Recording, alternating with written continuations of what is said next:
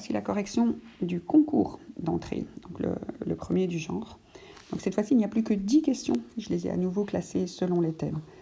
Alors, sur le thème des cellules, on demande de trouver une caractéristique qui différencie des cellules animales des cellules végétales photosynthétiques. Et donc, les voies d'assimilation du carbone. Donc, assimiler du carbone, c'est pouvoir grandir grâce à des apports carbonés. Donc, les végétaux photosynthétiques, ils récupèrent le carbone sous forme de CO2 gazeux, tandis que les animaux, les cellules animales, elles vont recevoir des sucres, des protéines, des lipides. Ils vont digérer tout ça, ou du glucose du sang, si on considère uniquement les cellules. Et donc, c'est vraiment les voies d'assimilation qui les différencient. Voilà. Alors, l'usage de la glycolyse pour produire de l'ATP, toutes les deux le font. Donc, le glucose vers le pyruvate et le pyruvate vers le CO2. Donc, la glycolyse qui permet de générer de l'ATP. Et après, c'est le cycle de Krebs qui en produit aussi avec beaucoup d'autres choses. Donc ça, c'est tout ce qui se passe dans le cytoplasme et la mitochondrie pour produire de l'énergie. C'est valable chez les animaux comme chez les végétaux. La mitose aussi est valable pour les deux. Donc la division par mitose, c'est quand il y a la prophase, métaphase, anaphase, télophase. Donc c'est les cellules avec noyau. Donc les cellules qui ne font pas de mitose, qui font la scissiparité, c'est les prokaryotes, les bactéries. Elles auront une division différente, mais ici les végétaux, les animaux, ça s'appelle mitose. La seule différence entre les deux, c'est comme les végétaux, ils ont une paroi cellulosique. La membrane ne se pince pas par le centre comme pour les cellules animales. On construit la paroi centrale à partir de l'intérieur, de l'intérieur vers l'extérieur. Voilà, alors la dernière était piégeante, le nombre de couches lipidiques de la membrane plasmique. On aurait pu croire qu'on parlait des couches autour de la cellule, donc il y a la paroi et la membrane celluleuse. La paroi cellulosique et la membrane cellulaire chez les végétaux, uniquement la membrane cellulaire chez les animaux, mais ce dont on parle ici, c'est la membrane elle-même, donc la membrane plasmique, la membrane cytoplasmique est la même pour les deux. C'est toutes les deux une bicouche de phospholipides avec des protéines à l'intérieur, et donc c'est la même nombre de couches lipidiques, c'est toutes les deux une bicouche lipidique, mais c'était piégeant. On passe. Donc le thème 2 sur les biomolécules, c'était la 4e du questionnaire sur les 10. Donc parmi les propositions suivantes, quel est le classement correct par ordre croissant de taille? Donc on prend quelque chose de petit, on grandit jusqu'à quelque chose de grand. Ok, alors quelque chose de petit parmi toutes ces choses, c'est les nutriments. Donc les acides aminés, c'est des morceaux de protéines, alanine, phénylalanine, glycine, etc., qui peuvent être dans la chaîne d'une protéine. Donc c'est tout petit. Les enzymes, ce sont des protéines elles-mêmes. Donc là, c'est déjà un peu plus grand, puisque là-dedans, vous avez plein de petits acides aminés. L'insuline, c'est 50, mais ça peut monter à 10 000 pour le collagène. Donc les enzymes, c'est dans les 3 000, 5 000. Donc c'est grand. Dans les ribosomes, à l'intérieur, il y a des réactions chimiques qui se font. Donc c'est un organite qui commence à être visible dans la cellule. C'est le petit point qu'il y a tout seul dans le cytoplasme ou bien qu'il y a sur le réticulum endoplasmique rugueux. Voilà. Et donc dans le ribosome, il y a 2 sous-unités avec l'ARN messager qui vient au milieu. Et là-dedans, il y a des ARNR et des protéines. On parle de 2 sous-unités, une lourde, une légère, mais voilà. Donc ça, c'est les ribosomes. Alors, le virus, moi, j'aurais mis à peu près la même taille qu'un ribosome. Donc, est-ce qu'il y a dans un virus aussi un petit peu d'ARN ou d'ADN? Pour le virus SIDA, c'est de l'ARN. Et aussi toute une série de petites protéines. Et tout ça dans une petite coque protéique et parfois une petite membrane autour. Ça dépend de quel virus on parle. Mais du matériel génétique, quelques enzymes et une coque protéique. C'est kiff bourrico, je crois, pour la taille d'un ribosome. Alors, la mitochondrie, par contre, c'est vraiment quelque chose qui a la taille d'une bactérie. Ça a été mangé par... les cellules eucaryotes ont quelque part un petit peu imbriqué à l'intérieur d'elles-mêmes par symbiose des bactéries. Et les chloroplastes aussi, c'est à peu près cette taille-là. Et donc, une bactérie, une mitochondrie, c'est plus ou moins 1 micromètre. Tandis que les virus, ils sont plus ou moins 1/10 de ça, voire encore plus petits. Voilà pour la mitochondrie, donc c'est assez grand. Et un ovocyte, c'est le gamète, la cellule féminine. Donc ça, c'est une très grande cellule avec un petit noyau dedans comme ça, parce qu'il y a énormément de réserves dans le cytoplasme. Un ovocyte, c'est 100 micromètres, alors qu'une cellule humaine, habituellement, c'est plutôt 10 micromètres, si vous prenez, je sais pas moi, un globule blanc. Voilà, alors donc c'est vraiment le plus grand, l'ovocyte, et le plus petit, l'acide aminé. Donc c'est la question A. Quand on vous dit un ovocyte plus grand qu'un virus du sida, c'est faux. Quand on vous dit un acide aminé plus grand qu'un ribosome, c'est faux. Un acide aminé plus grand qu'un virus, non. Donc il y avait tous les autres, rien qu'en regardant la chose la plus grande parmi ce qui est proposé et la chose la plus petite, on pouvait aller très vite sur cette question. Alors, pour l'évolution de la vitesse d'une réaction enzymatique dans des conditions non limitantes, ça veut dire qu'il y a suffisamment de substrat, j'imagine, que tout va bien. Alors, si on a une concentration en enzymes qui augmente, plus il y aura d'enzymes, plus il y aura de vitesse. Donc, si c'est non limitant, s'il y a toujours suffisamment de substrat, on n'aurait pas une courbe qui finit par s'arrêter. Pareil pour la concentration en substrat, plus il y a de substrat, plus l'enzyme aura à manger. Et donc là, c'est plus ça va augmenter, puis ça va plafonner. Au bout d'un moment, les enzymes tourneront à plein régime, même si on ajoute plus de substrat, ils n'iront pas plus haut. La température, par contre, c'est vraiment un graphique comme ça. Donc, quand il fait froid, ça ne va pas très bien. Plus il fait chaud, plus ça va bien. Et elle a une température d'efficacité maximale. Souvent, c'est 37 degrés pour les enzymes du corps humain, mais pour d'autres animaux, ça peut être plus froid. Mais si vous chauffez plus fort, donc si vous commencez à cuire des œufs ou des choses comme ça, vous dénaturez les protéines. Et d'un coup, les enzymes vont changer de forme, vont s'abîmer et ne vont plus du tout fonctionner. Donc, c'est bien la température. Alors, la vitesse en fonction du temps, il n'y a pas de raison que ça augmente. Donc, si on a des conditions d'enzymes et de substrat, la vitesse va être toujours la même. Donc, les enzymes seront au maximum.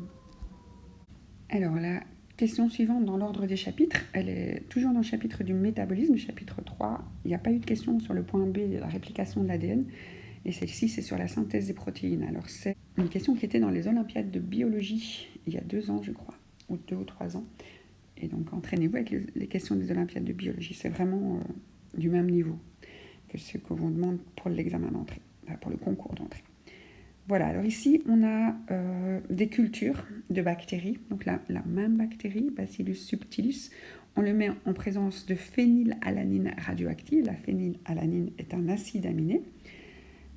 Et d'uracile radioactif, l'uracile, c'est le U du A. Enfin des nucléotides, Il y a le ATCG dans l'ADN et le U c'est bien dans l'ARN messager. Et la phénylalanine c'est un des acides aminés des protéines. Il y en a 20 différents. Alors, on voit qu'une cellule normale, elle intègre d'abord de l'uracile en grande quantité et de la phénylalanine ensuite.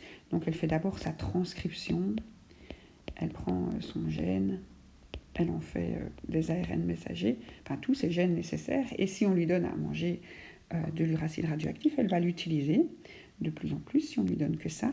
La phénylalanine, c'est un acide aminé à première vue qui est utilisé moins, mais on l'utilise quand même, elle l'incorpore de plus en plus au cours du temps.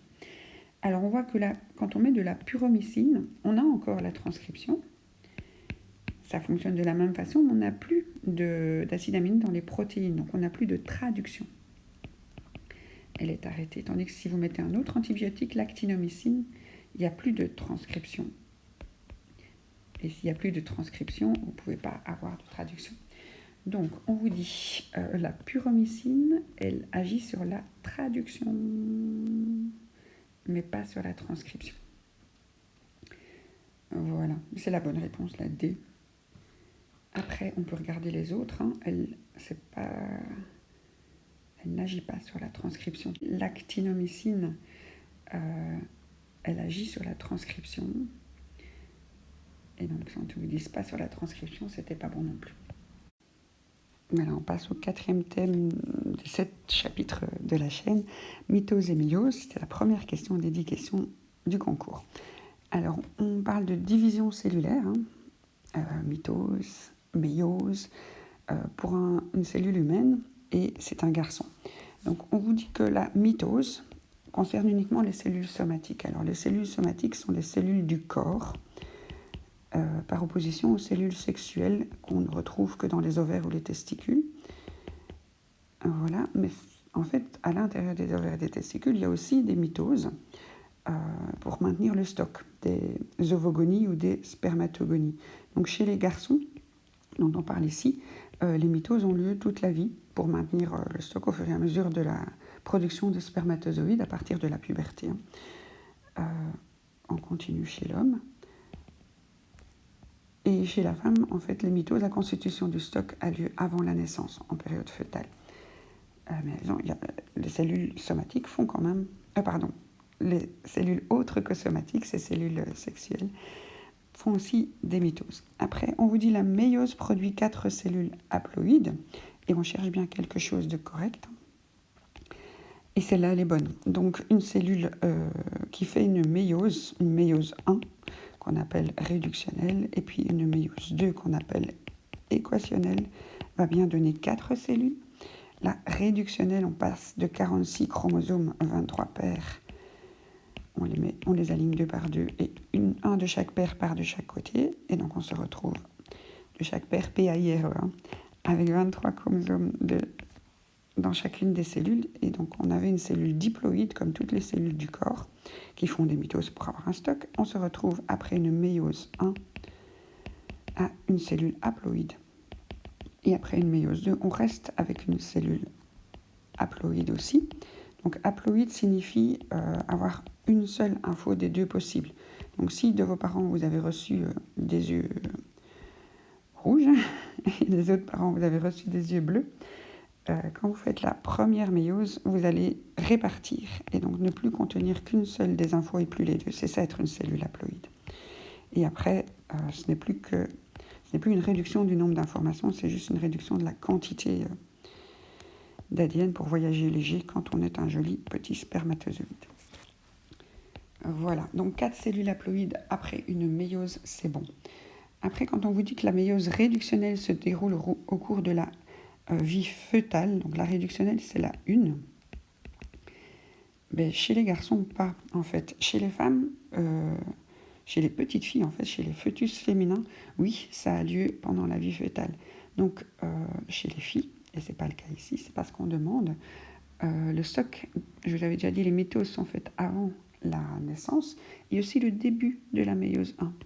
La méiose 1 est commencée jusqu'en prophase 1. Donc en prophase 1, les cellules sont bloquées. Donc c'est déjà un stade où il n'y a plus de noyau. Donc c'est ça que quand on fait des radios, on protège souvent Déjà, on ne fait pas de radio quand on est enceinte, mais déjà, les jeunes filles, on met un tablier de plomb devant le ventre, normalement, quand on fait une radio du bras ou des choses comme ça, parce que l'ADN des ovocytes 1, qui sont dans les follicules, déjà dans les ovaires depuis la naissance, n'ont plus trop de noyaux, je crois. Voilà, après, ça reprend à la puberté pour certains, et ça se rebloque en métaphase 2 cette fois-ci. Et là, l'ovocyte qui est ovulé, c'est un ovocyte 2 qui va faire la méiose 2, il est bloqué en métaphase 2, et la dernière partie, donc la deuxième méiose, se termine lorsqu'il y a fécondation seulement. Voilà, donc certaines parties de la méiose se déroulent au cours de la vie fœtale pour la fille. Mais si vous avez posé la question pour les cellules d'un humain femelle, elle ne se déroule pas entièrement, donc je ne sais pas comment... il l'aurait formulé autrement, j'imagine. Quand on vous dit que la mitose permet de produire 2 cellules haploïdes, ça c'est faux. Une mitose, on part d'une cellule diploïde, on se retrouve avec 2 cellules diploïdes aussi. On a 46 chromosomes, ils se répartissent un par un, et une chromatide de chacun part de chaque côté. Et donc vous avez des paires de chromosomes, et vous avez des paires de chromatides, mais au niveau des informations, vous n'avez rien perdu.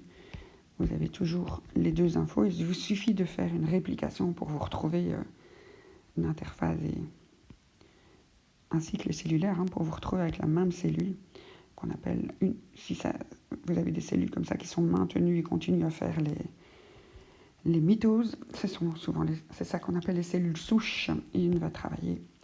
Donc non, on ne produit pas 2 cellules haploïdes, on produit 2 cellules filles identiques à la cellule mère diploïde. Il me reste à faire ma petite pub, donc si vous voulez soutenir mon travail et vous trouvez que ça vous aide, vous pouvez rejoindre le groupe VIP Chimie Média. Je demande 5 € à chaque personne qui rejoint ce groupe. Qu'est-ce que vous obtenez en retour? Mes remerciements et puis l'accès aux documents des vidéos. Donc, quand vous êtes VIP, vous avez accès à la Dropbox de Chimie Média. Donc voici un peu son contenu. Donc il y a surtout les questions par thème. Donc là-dedans, il y a les énormes dossiers de physique qui reprend toutes les questions depuis 2017 de chimie et de bio, où les questions sont classées par thème. Et donc si on veut s'entraîner sur un thème, c'est facile et les réponses sont à la fin. Donc c'est vraiment les dossiers que j'utilise en classe quand je fais la préparation en fait. Après vous avez des synthèses en 1 page. Donc je les améliore chaque fois un peu chaque année quand il y a des choses que tiens, ça peut être utile aussi. Voilà. Après il y a tous les questionnaires des examens d'entrée, donc depuis 2017 en version avec les réponses, donc comme les étudiants les reçoivent, et aussi en version sans les réponses, donc on peut s'entraîner par thème et on peut s'entraîner les 15 questions en RAC. Après il y a des dossiers de physique, de chimie et de bio qui reprennent les premières vidéos, donc les vidéos qui ne sont pas sur des synthèses en 1 page mais sur des synthèses en plein de pages. Et après, il y a un petit peu d'informations sur les parties humanistes, donc qui ne sont vraiment pas ma spécialité, mais s'il y a certaines synthèses que j'ai été chercher à gauche et à droite. Et après, il y a des questionnaires d'Olympiade de physique et de bio, parce qu'il y en a qui n'en ont jamais assez et qui veulent s'entraîner toujours plus sur plein de questions. Vous avez aussi accès à un groupe Messenger, où j'essaye de poster à peu près tous les jours, en tout cas quand on me pose des questions, la question, une petite description de cette question et la réponse, donc la description. La question permet de faire une recherche dans la conversation sur plusieurs questions du même thème. Voilà, il me reste juste à vous communiquer mes coordonnées bancaires pour pouvoir verser ces 5 €. Voilà mon numéro de compte, je préfère par virement. Pour les Français, vous avez besoin du code BIC. Et si jamais vous avez plutôt un compte PayPal, vous pouvez utiliser Tipeee aussi, mais je préfère un virement direct. N'oubliez pas de m'envoyer un message ensuite, soit via le groupe, la page Facebook Chimie Média, soit sur Messenger Isabelle Paternel. Pour que je sache que vous avez fait le virement. Je ne surveille pas mon compte 24 heures sur 24 et à ce moment-là, on prend contact pour vous ajouter au groupe Messenger. Voilà, donc bienvenue à vous si vous rejoignez ce groupe. Et chaque année, en fait, un nouveau groupe est créé en septembre. Et les questions, c'est vous qui me les posez. Merci à vous. Bon courage pour la préparation.